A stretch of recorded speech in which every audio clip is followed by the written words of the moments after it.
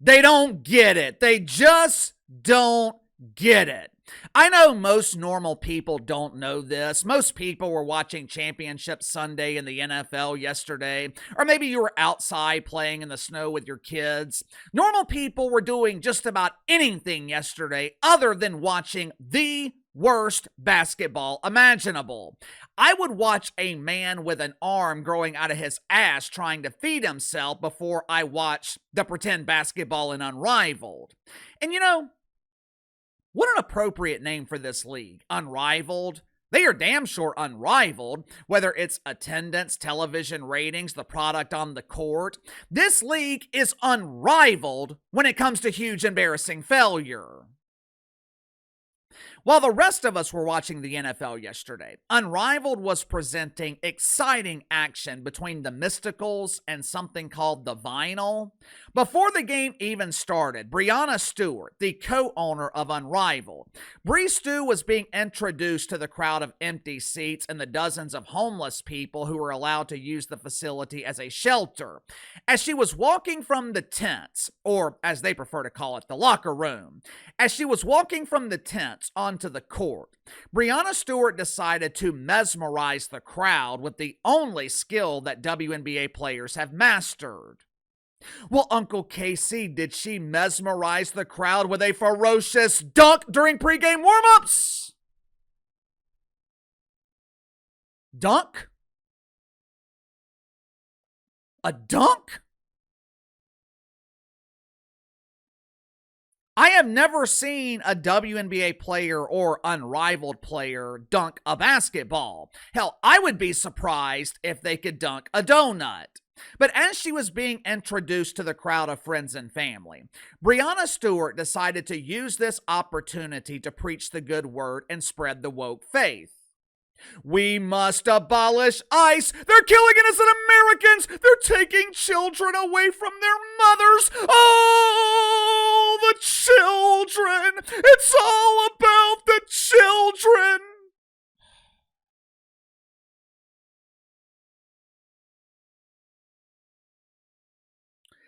I doubt executives at TNT are thinking about abolishing ICE. If I was an executive at TNT, I would be thinking about abolishing Unrivaled. You're investing millions of dollars into this league. You're vastly overpaying players. Average player in Unrivaled, I believe they're making around $200,000 a season. $200,000 for 2 months of work. The on-court product is already an eyesore. You're competing with the NFL, competing with the NBA, competing with men's college basketball. People already have plenty of reasons not to watch this steaming turd. And instead of making your league more appealing, instead of finding ways to polish this turd, Breanna Stewart, she gave people another reason to ignore it. Make sure to like and subscribe. You can follow me on Twitter at KC_BTL84. I'm sure you noticed the irritation in my eye. It kind of looks like a black eye. I did not get punched in the face. Woke up yesterday morning with an eye infection or maybe a sty. I don't know what the hell it is. I just know it's a nuisance and an eyesore. But I did not get in a fight. I did not get punched in the eye. So going into the sponsor for today's video, my good friends at Sugar Mountain Trading. As you guys know, I've got young nephews. Oldest is 8, youngest nephew is 6. Like most young kids, they deal with various skin ailments: psoriasis, eczema, itchy, red, dry skin. Hell, I'm not a doctor. I'm not qualified to diagnose what it is. I just know it's a nuisance they no longer have to deal with because my sister started using oat and honey soap from Sugar Mountain Trading. This soap is ideal for sensitive skin, offering a gentle yet effective solution for various dermatological issues. Its American-made origins guarantees the highest standards of production. Also comes available with CBD. So if you're dealing with skin issues and pain, CBD version, take care of both. You'll be pain-free and smelling like fresh raspberries. Hell, that is literally the reason my wife likes to use it. She uses the standard CBD oil for back pain, but she prefers the soap because thinks it smells good. Like I said, Oat and Honey Soap. It is available with or without CBD. So become pain-free while smelling fresh today by clicking the link in the description or the pinned comment below. Use my promo code BTL25, BTL25. Receive 25% off your first purchase with Sugar Mountain Trading. After the game yesterday, Breanna Stewart spoke at a press conference. Now, every press conference is an opportunity to promote your brand. Every press conference is an opportunity to promote your league.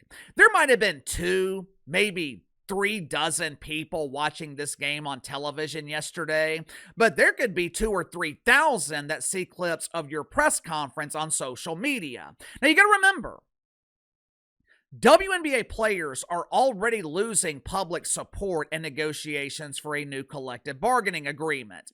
They are rapidly losing leverage, and the ongoing failure of Unrivaled, it is one of the main reasons WNBA players are losing leverage. Now, with that being the case, you would think Breanna Stewart, co-owner of the league, she would use every available opportunity to promote her own business. Like I said, she owns this dump. It belongs to her. If this were my league and we're struggling to draw 100,000 viewers, I'm not worried about abolishing ICE. I'm worried about my ass being abolished. But I guess according to the mentality of Breanna Stewart, who is clearly still learning how to run a successful, profitable business, according to Bree Stew, this is bigger than pretend basketball. Yeah, well, everything is bigger than pretend basketball. Reruns of SpongeBob SquareAss are bigger than pretend basketball. Breanna Stewart used this press conference yesterday to explain her self-explanatory sign that said abolish ICE, but what she really explained is why people shouldn't watch this league. Watch for yourself.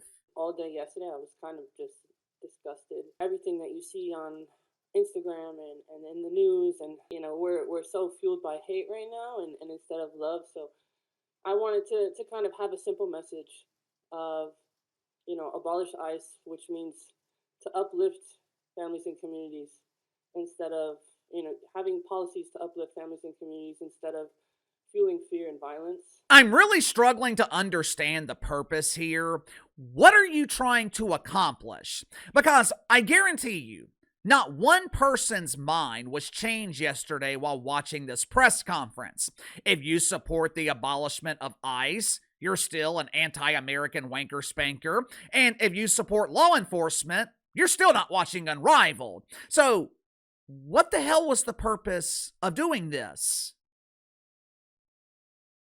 I know this is incredibly difficult for WNBA players to understand, but your job is to play basketball. Or in the case of the WNBA and Unrivaled, your job is to pretend to play basketball.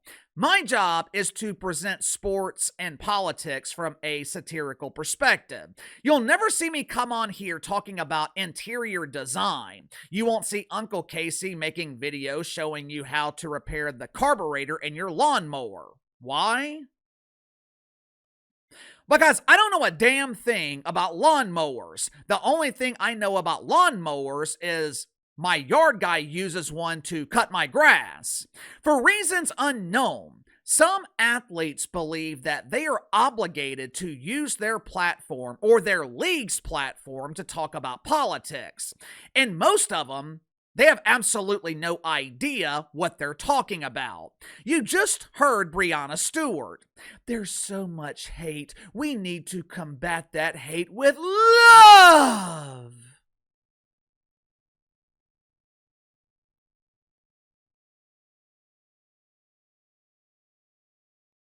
Yeah, that sounds great. That would be a great bedtime story if I was reading to my nephews. But in the real world, and especially with what's happening in Minneapolis, Stan, that doofus message, it doesn't solve a damn thing. It's nothing but a useless virtue signal. For decades, one of the main reasons that women's basketball has struggled to draw an audience, besides the fact that the WNBA product is the drizzling shits, one of the reasons they've struggled is because they're so divisive. As a business, the last thing you want to be is divisive. Matter of fact, you want to be inclusive. I thought the WNBA and Unrivaled were the leagues of inclusivity. If anyone should understand the concept, it should be them. We have 30 years of data proving divisiveness does not work. We have 30 years of unprofitability proving this does not work. So why in the hell do WNBA players continue to be divisive? Why do they continue talking about politics when it's proven to be a failed, unprofitable strategy? Because WNBA players, they have never had to deal with the consequences. From Breanna Stewart's perspective, she's got nothing to lose here. Unrivaled is already struggling to draw flies to a fresh turd. What does she have to lose by promoting the abolishment of ICE? But the WNBA has everything to lose. The average American, they don't associate Breanna Stewart with Unrivaled. Hell, the average American doesn't know that Unrivaled exists. The average person associates her with the WNBA, a league that is supposedly growing, a league that's finally made it into the mainstream. And Breanna Stewart's willing to risk all of that to hold up some doofus cardboard sign? She's willing to risk all that to be validated by dorks and lonely men on social media? This is what happens when you breed entitlement. This is what happens when players are never held accountable. WNBA players have never had to earn money. They've never been expected to generate profit. In Breanna Stewart's defense, Unrivaled is expected to make money, but I highly doubt she invested her own money to start this league. If I had to guess, vast majority of the money came from TNT.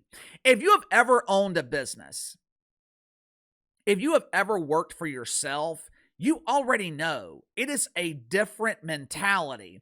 When it's your money at stake, when it's your chips in the middle of the table, your mentality, your approach is completely different. It's easy to make a political statement, a controversial political statement, when you're risking other people's money. And this is what I have never understood about WNBA players. For years, they begged for opportunities. For years, they begged for financial investment.